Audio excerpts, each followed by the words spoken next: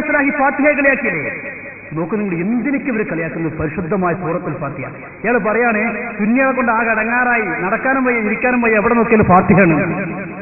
3 അൽ ഫാത്തിഹ, 7 അൽ ഫാത്തിഹ, 40 അൽ ഫാത്തിഹ, കുറ്റി അടിക്കുന്നിടത്ത് അൽ ഫാത്തിഹ, തറ കീറുന്നിടത്ത് അൽ ഫാത്തിഹ, ഹജ്ജിന് പോകുമ്പോൾ അൽ ഫാത്തിഹ, വന്ന അൽ ഫാത്തിഹ, ആകെ അൽ ഫാത്തിഹയാണ്. എന്താ കംപ്ലൈന്റ്? ഫാത്തിഹ ഓതാണ്. നമുക്കുള്ള കുറ്റാപ്പതി അത് പറയട്ടെ.